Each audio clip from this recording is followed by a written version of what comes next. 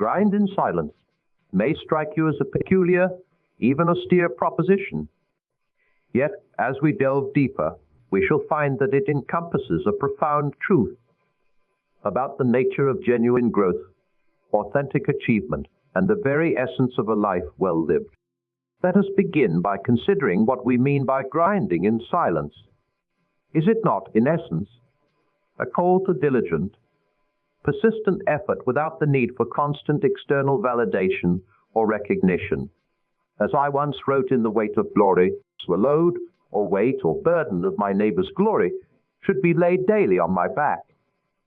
In the context of our discussion today, we might say that the weight of our own potential glory, our own growth and achievement, should be borne silently, steadfastly, day by day. But let us not be mistaken. This is not a call to joyless toil or grim determination. Rather, it is an invitation to discover the profound satisfaction that comes from quiet, consistent effort towards worthy goals. As I explored in Mere Christianity, aim at heaven and you will get earth thrown in. Aim at earth and you get neither. When we grind in silence, we are in a sense aiming at heaven, at our highest potential, without the distraction of earthly acclaim. Perhaps you're thinking, Lewis, isn't there value in sharing our journey, in seeking support and encouragement from others?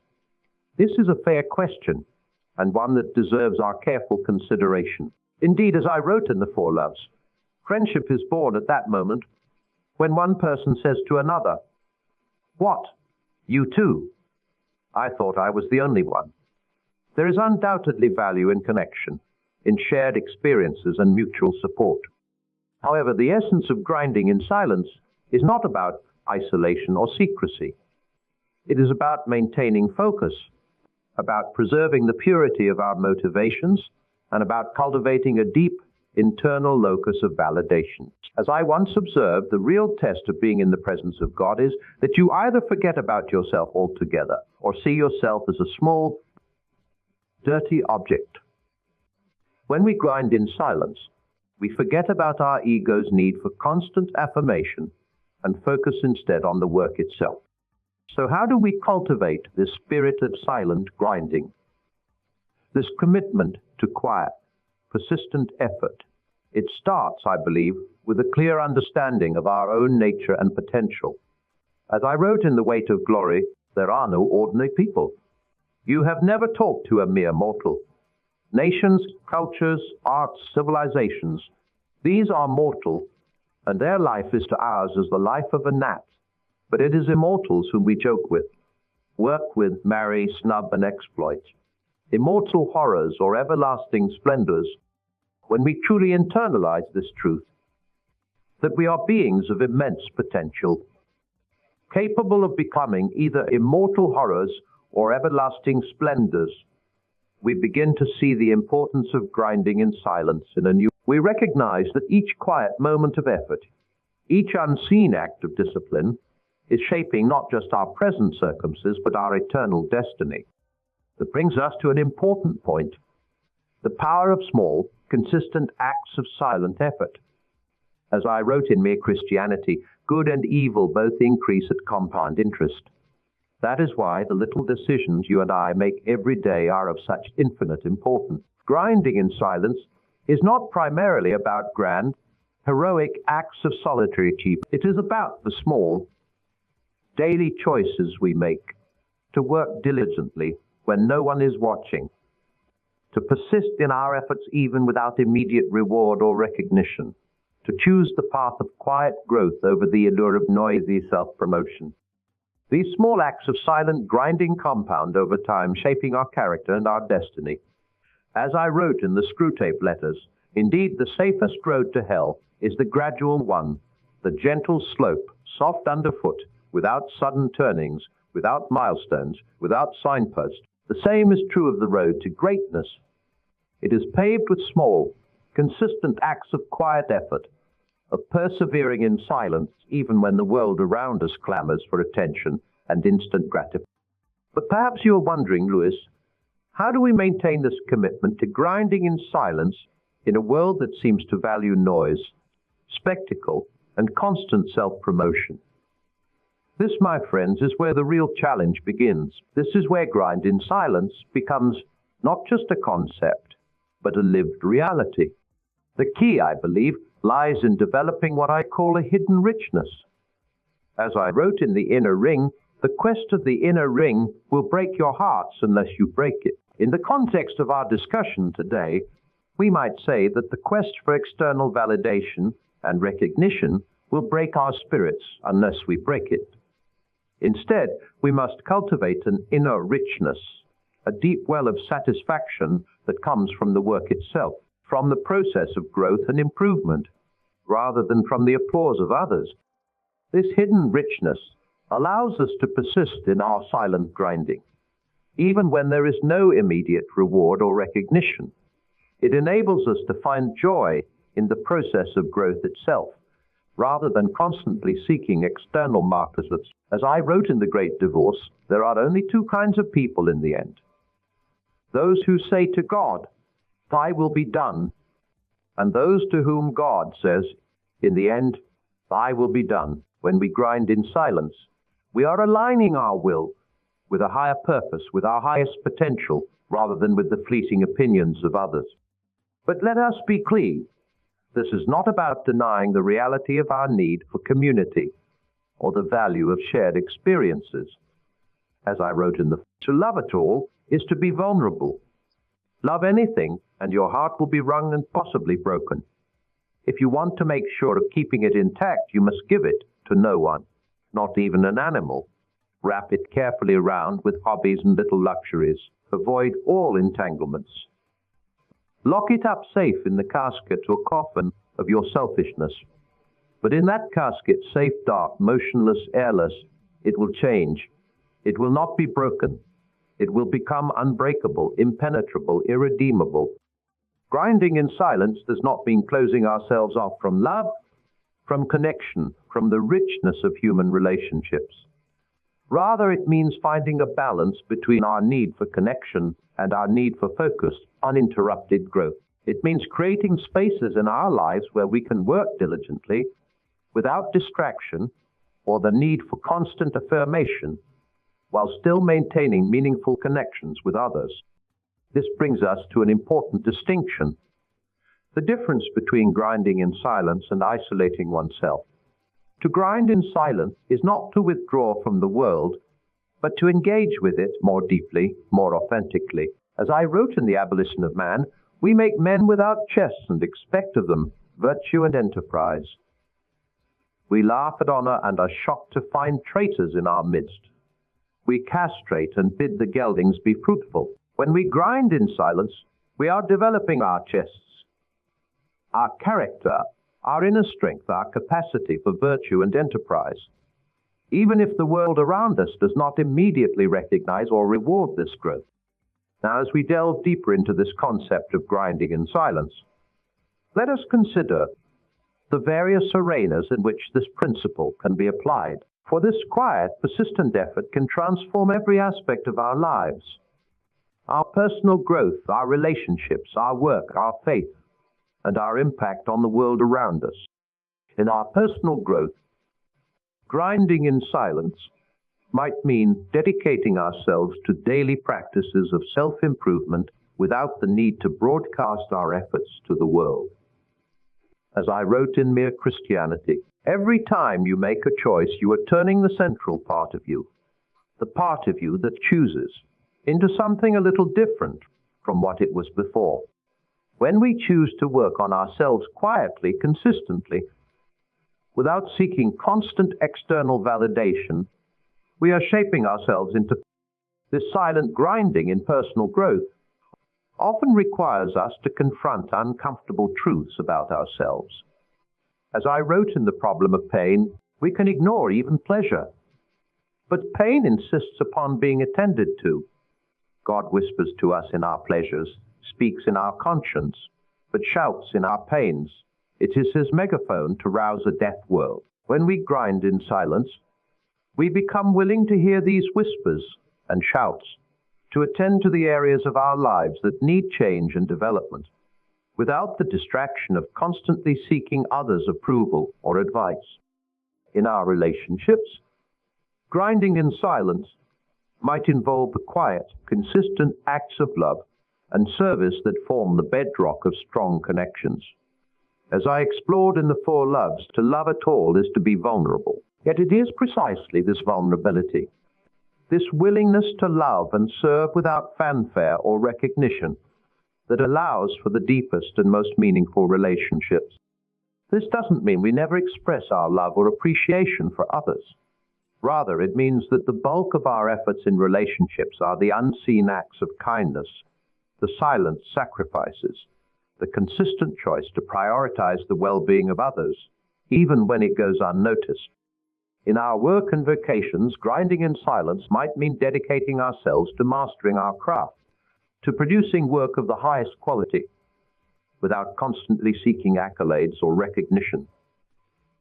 As I wrote in The Weight of Glory, if we consider the unblushing promises of reward and the staggering nature of the rewards promised in the gospel, it would seem that our Lord finds our desires not too strong but too weak.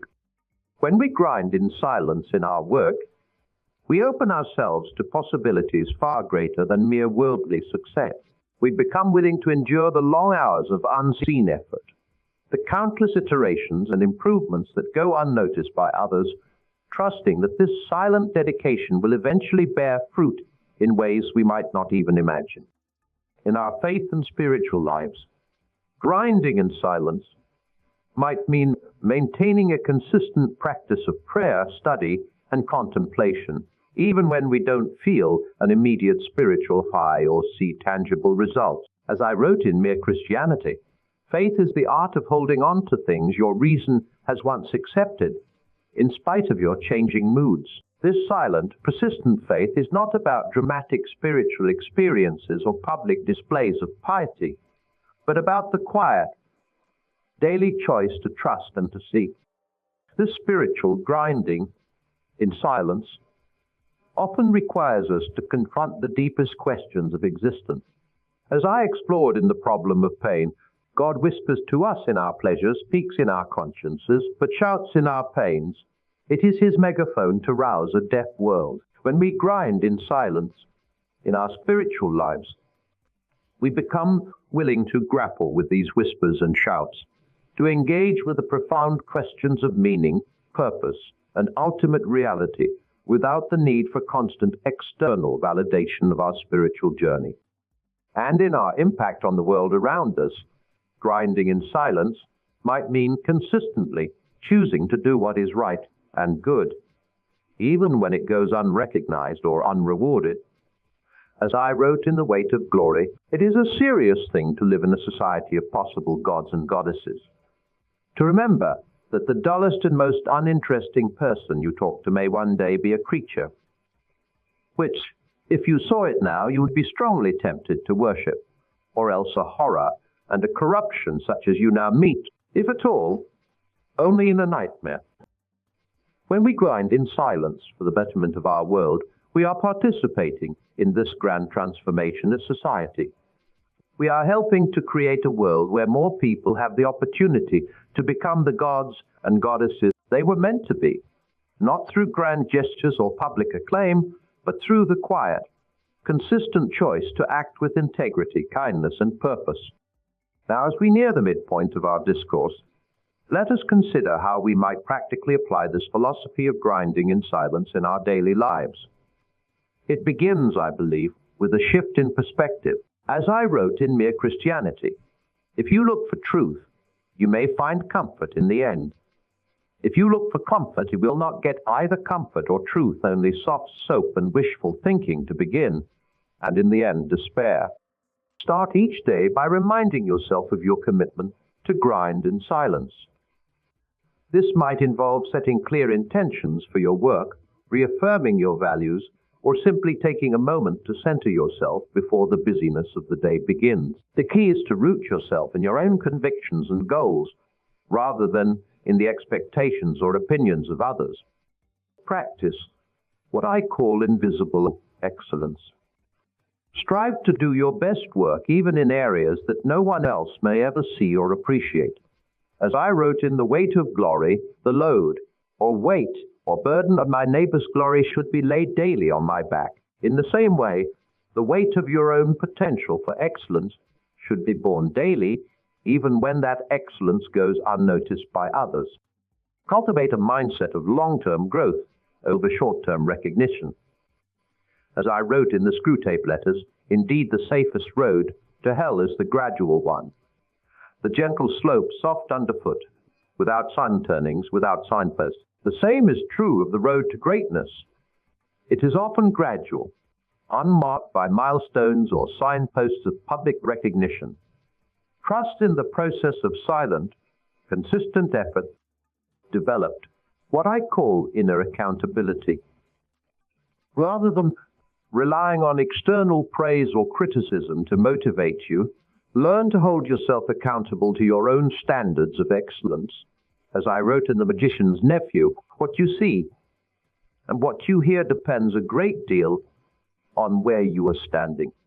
It also depends on what sort of person you are. Become the sort of person who can stand firm in your convictions and efforts, regardless of where you find yourself or who is watching. Practice gratitude for the opportunity to grind in silence. As counterintuitive as it may seem, learning to be thankful for the chance to work diligently without immediate reward can transform our relationship with our efforts. As I wrote in Reflections on the Psalms, we delight to praise what we enjoy, because the praise not merely expresses but completes the enjoyment. When we learn to delight in the process of silent grinding itself, we complete our enjoyment of the work and find deeper satisfaction in our efforts. Cultivate a rich inner life. As I wrote in the Screwtape Letters, music and silence, how I detest them both. The hell of keep us been occupied by noise. Noise, the grand dynamism, the audible expression of all that is exultant, ruthless, and virile.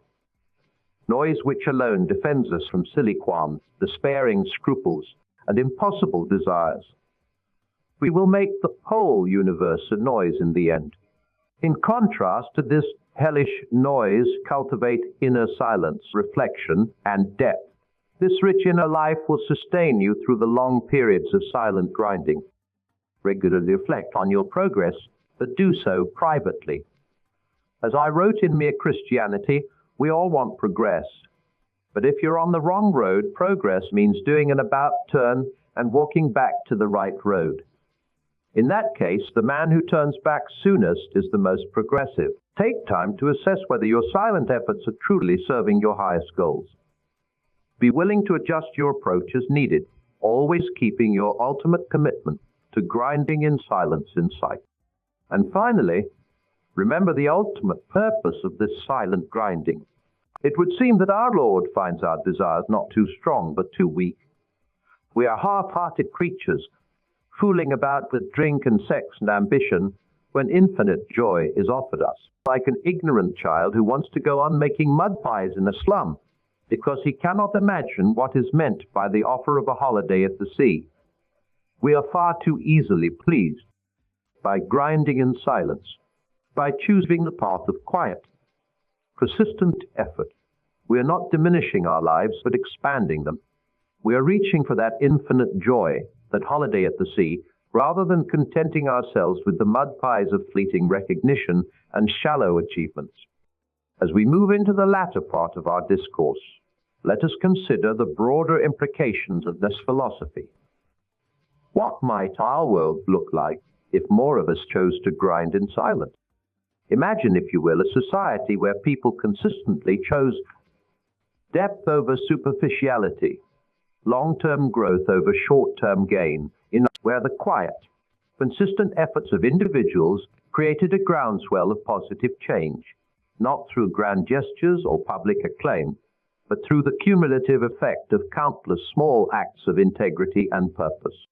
This, I believe, is the transformative potential of our philosophy. By choosing to grind in silence, we not only transform our own lives, but contribute to a cultural shift. We become part of a counterculture of depth, and authenticity in a world often dominated by noise and spectacle. But let us not be naive. This path of grinding in silence is not an easy one. In a world that often celebrates instant success and constant self-promotion, choosing to work diligently without immediate recognition can seem foolish, even counterproductive. We may face misunderstanding. We may be tempted to abandon our resolve and seek the spotlight. We may even begin to doubt the value of our chosen path. Yet, I would argue that this is a small price to pay for the growth, the strength, the character we gain. As I wrote in the last battle, I have come home at last. This is my real country. I belong here. This is the land I have been looking for all my life, though I never knew it till now.